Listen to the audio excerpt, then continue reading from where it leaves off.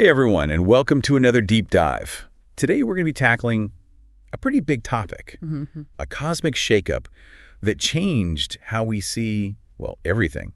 I'm talking about Nicolaus Copernicus. The man who dared to move the Earth. And, it's not just about astronomy. Yeah. Copernicus's shift from an Earth-centered to a sun-centered view, it just had this ripple effect that went way beyond the stars. It challenged beliefs, it sparked curiosity, and really it helped pave the way for how we see the world today. Totally, and that's what I love about these deep dives. Yeah. You just never know where they'll lead. Exactly. So our main source today is Copernicus's Wikipedia entry. Oh, it's a goldmine of information. It is, right. We're going to go through it, try to figure out how this one person... Our Renaissance polymath? Oh, totally. Yeah. How did he manage to, well, change the course of history? It really is fascinating. How could someone born in the late 15th century, kind of a remote corner of Europe at that time, have such a monumental impact? And I think that's what we're going to try to unpack today. Yeah, absolutely. We'll trace his journey from his early days in Royal Prussia, a region, by the way, with a fascinating mix of cultures and languages. Oh, I didn't know that. Yeah, to his groundbreaking work that really just turned centuries of, scientific dogma on its head. Okay, so let's start at the beginning. Copernicus was born in 1473 in Toru. I probably didn't pronounce that right. Yeah. Oh, okay, good. Which is now part of Poland. His family was German-speaking, and his father was a successful merchant. But sadly, he died when Copernicus was only 10. Yeah, and that's where the uncle, Lucas Watson Rhodes the Younger, comes in. Okay. This wasn't just any uncle. This was the Bishop of Warmia. Whoa. A powerful figure, and he became Copernicus's guardian, and he really made sure that he got the best education possible. Wow. A bishop nurturing a future scientific revolutionary. Now, that's an interesting twist. Yeah, it makes you think about the complexities of the Renaissance, doesn't it? She does. Like how the boundaries between disciplines were so much more fluid and people were really encouraged to explore all sorts of different knowledge. Absolutely. And it seems like Copernicus's uncle, despite his, religious role, really valued education in every form. Oh, absolutely. He sent Copernicus to the University of Krakow, which was famous for its astronomical mathematical school. Oh, wow. So Krakow is where Copernicus really got that, These foundation in astronomy and math, the tools that he would later use to, well, dismantle that Earth-centered model. I'm guessing that he probably came across Ptolemy's work there, right? You got it. Ptolemy was a Greek astronomer, and his geocentric model really dominated Western thought for centuries. It was complex, lots of moving parts, Earth firmly in the center, sun, moon, planets, stars, all revolving around it in these intricate circles. Oh, man, I bet studying that model must have been like trying to solve this giant cosmic puzzle. Right. So did Copernicus, start questioning this right away? It wasn't, I don't think, an overnight revelation, but even in his student days, Copernicus he was a critical thinker. He was already making his own astronomical observations, meticulously recording positions of, celestial bodies. And over time, he started to see discrepancies between what he observed and what Ptolemy's model predicted. Ah, the seeds of doubt. It's amazing how those small inconsistencies can lead to really, really major paradigm shifts. Absolutely. So after Krakow, Copernicus continued his studies in Italy, right? That's right, yeah. He spent several years in Italy studying canon law at the urging of his uncle. But remember, Renaissance man, he didn't confine himself to just one field of study. He delved into medicine. He even explored economics. Wait, economics? Copernicus, the astronomer, was like dabbling in money matters. He was. He actually came up with an early version of what we now call Gresham's law, which describes how, bad money drives good money out of circulation. Imagine that. Centuries before modern economists, he was already thinking about these ideas. Wow, Copernicus, the Renaissance man who could calculate the orbits of planets and understand the flow of currency. It makes you wonder, what couldn't he do? It speaks to just this incredible intellectual curiosity that he had and his ability to connect these seemingly disparate ideas. Yeah. And these diverse experiences undoubtedly influenced his approach to astronomy. He wasn't afraid to challenge convention or draw inspiration from a variety of sources. So while he's studying law, practicing medicine, and thinking about economics, he's secretly developing this radical new theory about the universe. A theory that would eventually shake the very foundation of Western thought. Exactly. And it's that journey, that slow burn of an idea taking shape that we're going to explore in the next part of our deep dive. How did he go from questioning Ptolemy's model to actually developing his own comprehensive heliocentric system? Oh, I guess we'll have to find out after the break. Stay tuned. Welcome back, everyone, to our deep dive into Nicolaus Copernicus. The man who moved the Earth. Last time we left off with Copernicus balancing life as a physician and an economist and canon, all while secretly, kind of nurturing this revolutionary idea, the heliocentric model of the universe. It's like a classic tale of, this groundbreaking idea simmering beneath the surface, just waiting for the right moment to emerge. Yeah. But before we get to that aha moment, maybe we should talk about how Copernicus actually went about building this theory. I mean, remember, this guy wasn't just, coming up with a wild idea. He was a meticulous observer, a mathematician, a man of science. Right. He wasn't just saying, hey, I think the sun's at the center. Like there was reasoning behind it. So how did he start putting the pieces together? Well, sometime before 1514, he started circulating a short manuscript called the Copernicus. It translates to little commentary. Think of it as like a sneak peek of his radical ideas, but shared only with a small group of trusted colleagues. So like a scientific underground movement? In a way, yes. But the Copernicus wasn't just about secrecy. It was also a way for Copernicus to test the waters, get some feedback on his early ideas. So what were those ideas exactly? Like what made his model so different from Ptolemy's? Well, Ptolemy's model, the Earth smack dab in the center, had been the accepted view for over 1,000 years. And, it was complex. It had all these planets moving in epicycles, these little circles within circles, to try to explain the paths in the sky. Copernicus, through his observations and calculations, came to believe that, there had to be a simpler, more elegant explanation. So less cosmic traffic jam and more streamlined celestial highways. Exactly. Copernicus proposed that the sun, not the Earth, was the center of the solar system. He suggested that Earth and all the other planets revolved around the sun in circular orbits. Yeah. And he even proposed that the Earth rotated on its axis, which explained the rising and setting of the sun and stars. Oh, okay. So let me get this straight. He's saying that we're not just spinning around on our axis every day, but we're also hurtling through space around the sun. Precisely. And this wasn't just some kind of philosophical musing. Copernicus backed up his claims with mathematical calculations and, astronomical observations. And speaking of observations, wasn't Copernicus doing all of this from a pretty unique location? Yes. Around 1510, he settled in Frombork, this town on the Baltic coast, and had, a variety of roles, administrative duties for the Warmia chapter. Wait, so he was like a city administrator and a revolutionary astronomer. Talk about a side hustle. It's amazing, isn't it? Yeah. He had all these responsibilities, yet he still found the time to pursue his astronomy. He even used a tower in Frombork as his observatory, meticulously tracking movements of the stars and planets. Imagine looking up at the same sky we see today, but with a completely different understanding of what was going on up there. Right. And remember, he's doing all of this with pretty simple instruments by today's standards. Things like the quadrant, the trichotrum, and the armillary sphere, tools inspired by ancient Greek astronomers. Okay, I gotta admit, those names sound a bit intimidating. Yeah. What exactly did those instruments do? Sure. Imagine trying to measure the angle of a star in the sky.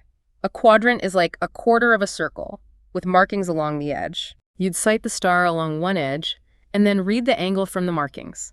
A simple tool, but effective. Gotcha. So like a giant cosmic protractor. That's a great way to put it. And then the trichotrum is a bit more complex, but basically uses a system of 3 rulers. Okay. And these sighting devices to measure angles and distances. It's like a sort of astronomical triangle. Okay, and the armillary sphere.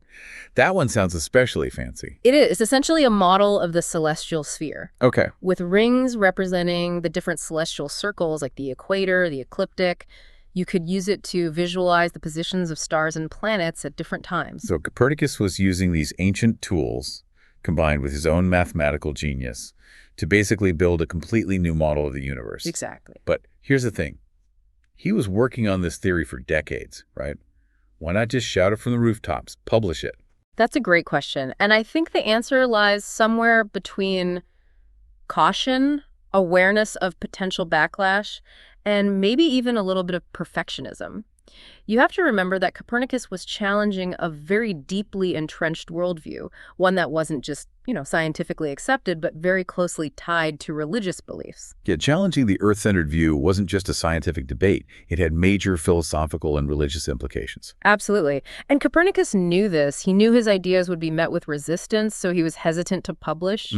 He wanted to refine his model, gather more data, and just build this truly irrefutable case. So he's got this groundbreaking theory. He's diligently gathering data, but he's also weighing the potential consequences of, sharing it with the world. What a dilemma. So how did his work finally see the light of day? Well, that's where a young mathematician named Georg Joachim Rheticus comes in. He was fascinated by Copernicus's work and traveled to Frombork to learn from the master himself. And Rheticus would actually play a crucial role in convincing Copernicus to finally publish his magnum opus. Ah, the power of a passionate student. He was.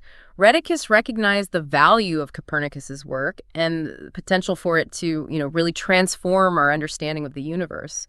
It's through his efforts and, a few unexpected twists and turns that Copernicus's ideas would finally reach a wider audience. But we'll delve into that fascinating chapter in the last part of our deep dive. Welcome back, deep divers. We are in the final stretch of our exploration of Nicolaus Copernicus, the man who dared to, shift the Earth from the center of the universe.